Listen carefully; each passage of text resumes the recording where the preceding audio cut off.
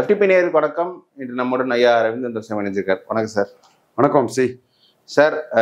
நேற்று மாவீரன் தினத்தன்று சீமான் 234 தொகுதிகள் கேண்டிடேட்டு அறிவித்து கூட்டணி போல என்ற அந்த ஒரு நிலைப்பாடு எடுத்திருக்காரு. ஸோ அதுலேருந்து வருவோம். எப்படி பார்க்குறீங்க அந்த சீமான் நிலைப்பாடு? அது எங்க சீமான் ஆரம்பத்திலிருந்து வரும்போதே இதே நிலைப்பாடு தாங்க. நாமே மாற்று நாம் தமிழரை மாற்றுன்னு தான் வந்தார். 1.1% எடுக்கும் போதும் நாமே மாற்று நாம் தமிழரை மாற்றுன்னு தான் நின்னாரு. நீங்க கமல்ஹாசன் எடுத்துடுங்க, அவர் உண்மையிலே கடுமையாக உழைச்சிருப்பாருன்னா சீமானோட அதிக ஓட்டு எடுத்திருப்பார். 2019 கமல்ஹாசனை போய் சீமான் பார்த்தாரு. 3.8 3.7 கமல்ஹாசன் அந்த 2 மக்களவை கேண்டிடேட் ஃபிளா ஆகாம இருந்து அவர் பிரச்சாரம் பண்ணியிருப்பாருன்னா சீமானோட அதிக ஓட்டு கண்டிப்பா கமல்ஹாசன் எடுத்திருப்பாரு. ஆனா சீமான் தளரல்ல, அவர் மாற்றுங்கிறதுல உறுதியா நின்னாரு. 2021 234 கேண்டிடேட் போட்டாரு, 6.8% வாக்கெடுத்தாரு. 234 போட முடியாத தினகரன் 2.5 போயிட்டாரு. 234 போடுறதுல கோட்டை விட்ட கமல்ஹாசன் 2.5 போயிட்டாரு. மீண்டும் சொல்றேன், கமல்ஹாசன் தெளிவா 234 போட்டிருப்பாருன்னா கடுமையான வாக்கு எடுத்திருப்பாரு. தினகரன் 234 போட்டிருப்பாருன்னா கடுமையான வாக்கு எடுத்திருப்பாரு. ஆனா சீமான் மன உறுதியோட துணிச்சலா 234 போட்டாரு. இது ஒரு பாயிண்ட். இன்னொரு பாயிண்ட், வெள்ளூர் களத்துக்குள்ள சீமான் நின்னாரு. 5.5% வந்ததும் தினகரன் ஒதுங்கிட்டாரு. 3.7 கமல்ஹாசன் ஒதுங்கிட்டாரு. சீமான் வெள்ளூர் களத்துக்குள்ள நின்னாரு, 2.7 தான் எடுத்தாரு.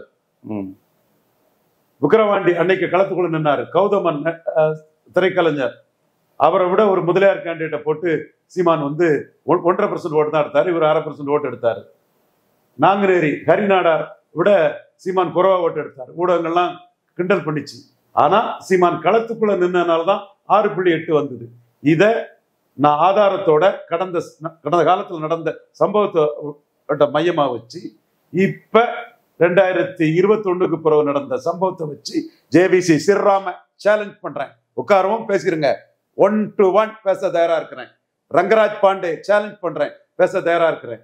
இந்தியா டுடே மணி சேலஞ்ச் பண்றேன், பேச தயாரா இருக்கிறேன். எப்படி கமலஹாசனை தினகரனை களத்துக்குள்ள நின்று 214 போட்டு பலகீனப்படுத்தினாரோ அதே மாதிரி விக்கிரவாண்டி களத்தை விட்டு ஓடின எடப்பாடி பழனிசாமிய ஏன் விக்கிரவாண்டி களத்தை விட்டு எடப்பாடி பழனிசாமி ஓடினாரு? 10.5க்கு அவர் பயிர் சொல்ல முடியாது. ஜாதிவாரி கணக்கெடுப்பு நடத்தாம ஒரு ஜாதிக்கு 10.5 கொடுத்தது தவறு. சிவி சண்முகம் சட்ட அமைச்சர் பண்ணது தவறு. சமூக நீதிக்கு முரணானது. நீங்க 1931 சென்சஸ் படி வன்னியர் 17% இருக்கிறாங்க. அதை வச்சுக்கிட்டு அதோட ஜாஸ்தி கொடுங்க, தப்பு இல்லை. டிரான்ஸ்பரன்சி இல்லாம ஜாதிவாரி கணக்கெடுப்பு குலசேகரன் கமிட்டியை போட்டுக்கிட்டு நீங்க எடப்பாடியில ஜெயிக்கிறதுக்காக போட்டது தவறு. அந்த தவறை செய்த நீங்க நாங்க 10.5 கொடுத்தது சரிதான்னு சொல்லி விக்கிரவாண்டில நிக்கிறதுக்கு உங்களுக்கு துணிச்சல் இல்லை. டாக்டர் ஐயா வன்னியகுல சத்திரியார் வீரவன்னியர் டாக்டர் ஐயாவுக்கு கீழே 3வது பேருமோன்னு ஓடிட்டீங்க. அந்த இடம் தான் எடப்பாடி பழனிசாமி பலகீனம் அடைஞ்ச இடம். சீமான் துணிஞ்சு களத்துக்குள்ள நின்னனால நான் வன்னியர்கள் அங்க உள்ள அகமுடையார், செங்குந்தர், பறையர், உடையார், கிராமணி எங்க ஜாதி தான் கிராமணி, இந்த ஜாதிகள் மத்தியில கள்ளர், அகமுடையார் எல்லார் மத்தியிலும் சீமான் ஹீரோ. தைரியமா களத்துக்குள்ள நின்னா ராமதாஸ் கண்டு பயந்துட்டாருன்னு அங்குள்ள மக்கள் நினைக்கிறான். ஜிவி ஸ்ரீராம் சர்வே எடுத்து பார்ப்போம், களத்துக்குள்ள போவோம், நீங்களும் நானும் போவோம், எல்லாரும் அதை வீடியோகிராஃப் பண்ணிட்டு அங்குள்ள உடையார்கிட்ட பேசுவோம், அகமுடையார்கிட்ட பேசுவோம், யாதவர்கிட்ட பேசுவோம். நான் ரெடி, வர்றீங்களா? சர்வே சொல்றீங்களா? டைரக்டா open survey, live telecast survey, நாம எடுக்கிறத வீடியோகிராஃப் பண்ணி அங்க பேசுவோம். இதுதான் அங்க நடந்திருக்குது. ராமதாஸை கண்டு எடப்பாடி பயந்துட்டாரு, சீமான் துணிச்சலா நின்னாருங்கிறத அங்க உள்ள மக்களோட கருத்து.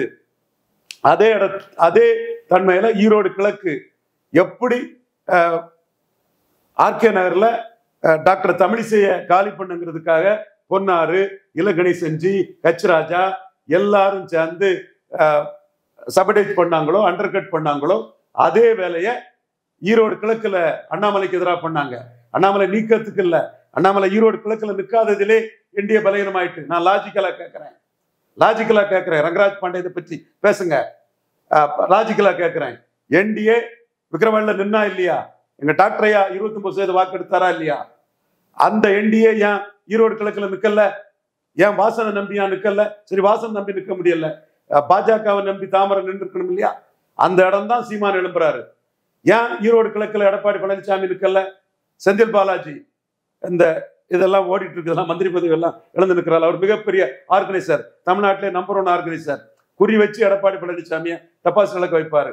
ஆற்றல் அசோக்குமார், அவர் ஈரோடுல ஜெயிப்பாருன்னாங்க. ஜெயித்தவனு சொன்னவங்க எல்லாம் யோசித்து பார்த்துடுங்க மனச்சாட்சிப்படி. நான் ஒரு சீட்டு கூட எடப்பாடி ஜெயிக்க மாட்டாருன்னு சொன்னேன். அந்த ஆற்றல் அசோக்குமார் ஈரோடு ஈஸ்ட் செக்மெண்ட்ல எடுத்தது வெறும் 23% வாக்குகள். அந்த 23% வாக்கு தேமுதிக வாக்கு இருக்குது, டாக்டர் கிருஷ்ணசாமிக்கு வாக்கு இருக்குது, முபாரக் வாக்கு இருக்குது. நின்னா சீமானுக்கும் எடப்பாடி பழனிசாமிக்கும் ஈரோடு கிழக்குல டிஃபரன்ஸ் பெருசா இருக்காதுன்னு எடப்பாடி பழனிசாமி ஈரோடு கிழக்கு களத்தை விட்டு போயிட்டாரு. அண்ணாமலை போனதுல அந்த 18% ஓட்டுக்கும் பெருந்தலைவர் காமராஜ் சொன்ன ஒரே குட்டையில் ஊறிய மட்டைகள்ங்கிற அந்த வாக்குக்கு அண்ணாமலை அதை சொல்லிதான் விக்கிரவாண்டியில அந்த வாக்கு எடுத்தாரு. ஒரே குட்டையில் ஊறிய மட்டைகள் தான் எடுத்தாரு. எடப்பாடி எல்லாம் ஒரு ஆளே அடிச்சுதான் அந்த 29% வாக்கு எடுத்தாரு. எடுத்து பாருங்க. என்டிஏ கேண்டிடேட் ஆட்டு அன்புமணிங்கிற பாமக கேண்டிடேட் அண்ணாமலை தான் நோட்டீஸ் பண்ணாரு. விக்கிரவாண்டி வீதிகள்ல மாம்பழத்தை வச்சுக்கிட்டு எடப்பாடி அன்புமணியும் அண்ணாமலையும் பயணிச்சாங்க. அண்ணாமலை லீடரா நின்று அந்த இடத்தை அடிச்சாரு. பெருந்தலைவர் காமராஜ் சொன்ன ஒரே குட்டையில் ஊறிய மட்டைகள் சாகும் போது 35 to 40% மக்கள் ஆதரவு பெற்ற தலைவரோட வார்த்தையில நின்று அண்ணாமலை அதை பேசினாரு. அதே அண்ணாமலையால ஈரோடு கிழக்குல நிற்க முடியல. எப்படி களத்துக்குள்ள நிற்க முடியாம போன தினகரனையும் கமலஹாசனையும் சீமான் பலவீனப்படுத்தினாரோ, இன்னைக்கு நான் சொல்றேன், சீமான் இவரு கமலஹாசன் கேண்டிடேட் போட்டு பிரச்சாரம் பண்ணியிருந்தா வாக்கு வந்திருக்கும். பலவீனப்படுத்துறாரோ அதே தவிர எடப்பாடி பழனிசாமி களத்துக்குள்ள நிற்க முடியாம பண்ணதுல நான் வெள்ளாள கவுண்டர்கள் சீமான் துடிச்சலா நின்னாருன்னு சொல்றாப்புல.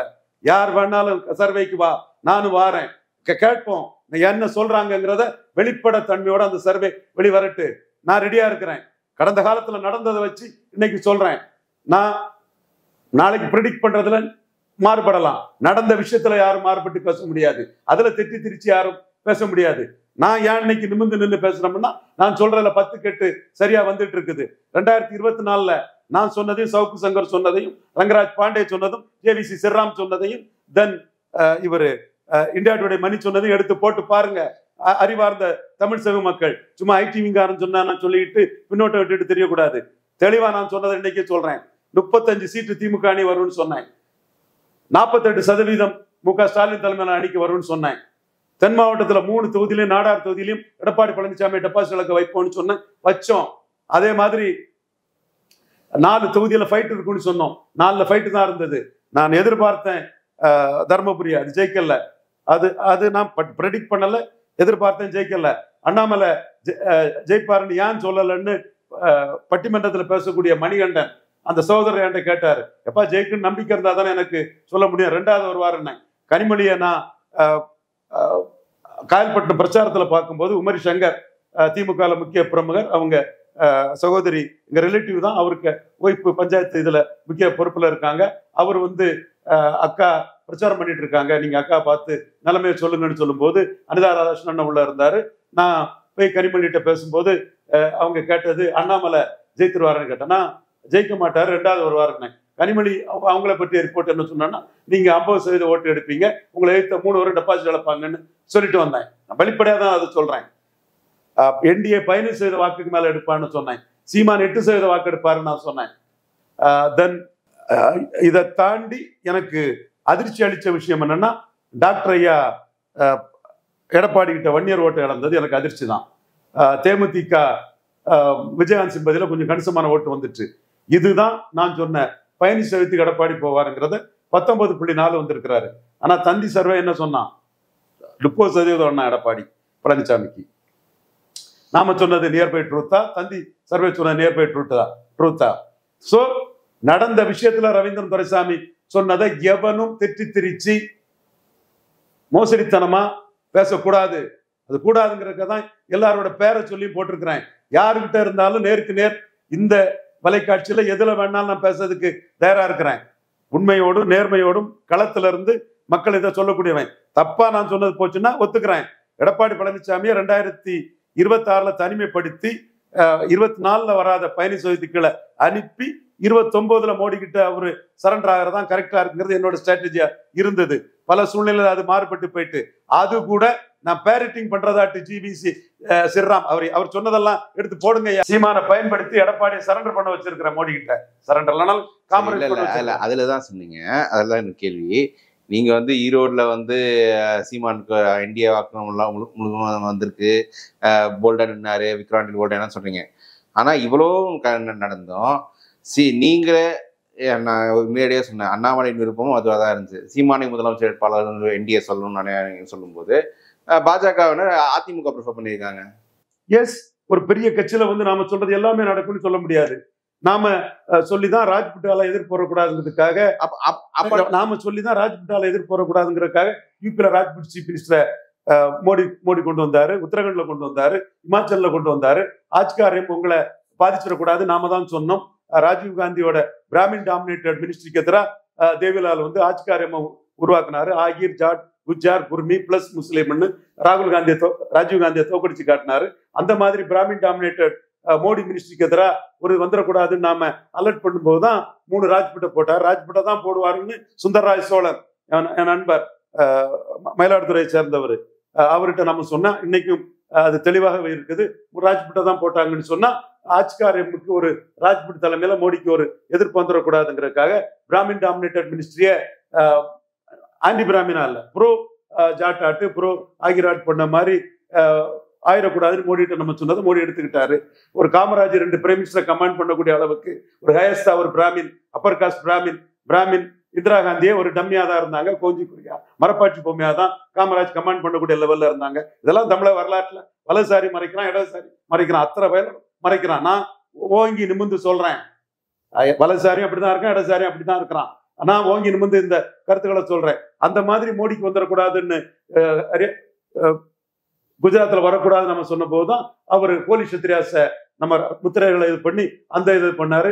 எத்தனையோ விஷயங்கள் வந்து இவர் ஜேடிஎஸ் கூட்டணியில சேர்க்கணும் அல்லது ஒக்காலியா ஓட்டு டி.கே. சிவகுமார் ரூபத்துல காங்கிரஸுக்கு ஒரு நம்ம சொன்னோம். உடனே டக்குன்னு அதை சேர்த்தாங்க. அண்ணாமலை தான் அதை பிஎல் சந்தோஷ் மூலமா சேர்த்தாரு. நிறைய விஷயங்கள் நாம சொல்லி மோடிக்கு நடந்திருக்கு. இன்னும் மோடி ஃபார் பிஎம் 2020 நம்ம சின்சியரா பண்ணதான் போவோம். அது பாரத் பதக்கு ஒரு கிரேட் சோல் பிராமின் தான். ஜெயலலிதாவை டம்மி பண்ணதுக்கும் ஜெயலலிதாவுக்கு இடத்தை காட்டுறதுக்கும் மோடி ஷோட் த பிளேஸ் ஃபார் ஜெயலலிதாவை மோடியா லேடியான்னு கேட்ட ஜெயலலிதாவுக்கு சைக்காலஜிக்கல் இதை கொடுத்து வீழ்த்துறதுக்கும் பாரத் பதக்கு நமக்கு துணை நின்னாரு. இப்படி மோடி விஷயம் நம்ம இது பலது நடந்திருக்கு. இந்த எடப்பாடி விஷயத்துல நமக்கு மிஸ் ஆயிட்டு இல்ல. அதான் அப்போ ஈரோட்லயும் விக்ரவாண்டியும் பலவீனம் பண்ணல நினைக்கிறாங்க. அது நிச்சயமா மிஸ் ஆயிடுச்சு. ஈரோடுல என்டிஎனுக்காவது பலகீனம்ங்கிறது மோடிக்கு தெரியும். எடப்பாடி பலவீனப்படல, அது சீட் ஷேரிங்ல பார்ப்போம் அந்த இது பலகீனப்பட்டாரா இல்லையாங்கிறது. அந்த இடம் நிக்கலன்னா பலகீனப்பட்டதாட்டு தான் மக்கள் கருத்து. அதுல எந்த மாற்றமும் இல்லை. நீங்க டாக்டர் ஐயாவுக்கு பயந்து, வீரவன்னியருக்கு பயந்துதான் நீங்க விக்கிரவாண்டி களத்தை விட்டு ஓடினீங்க. ஈரோடு களத்துல செந்தில் பாலாஜிக்கு பயந்து டெபாசிட் போயிருந்து தான் ஓடினீங்க. உங்களுக்கு சீமானுக்கும் டிஃபரன்ஸ் பெருசா இல்லைன்னு கருதி தான் ஓடினீங்க. அந்த இமேஜ் நான் வன்னியர்கள் மத்தியிலும் நான் வெள்ளாளர் கூட்டர் மத்தியிலும் சீமானுக்கு இருக்குது. எடப்பாடி அதுல வந்து ஓடிட்டாருங்கிற எண்ணம் இருக்குது. இதை நான் வந்து யாருக்கிட்டையும் வாதிக்க தயாரா இருக்கிறேன். யாருக்கிட்ட வேணாலும் களத்துக்குள்ள போய் அவரு ஓடுனது, சீமான் போல்டா நின்னதையும் எடப்பாடி ஓடுனதையும் ஒரு நான் வன்னியர்கிட்டயோ நான் வெள்ளாளர் கூட்டர்கிட்டயோ நம்மளே பேட்டி எடுப்போம். ஒரு 10 பேர்ட்ட எடுப்போம். என் கருத்தை 10 நான் வன்னியர் சொல்றானா 10 நான் வெள்ளாளர் கூட்டர் சொல்றாராங்கிறத டெலிகாஸ்ட் பண்ணதுக்கும் தயாரா இருக்கிறேன். யார் வேணாலும் வரலாம்.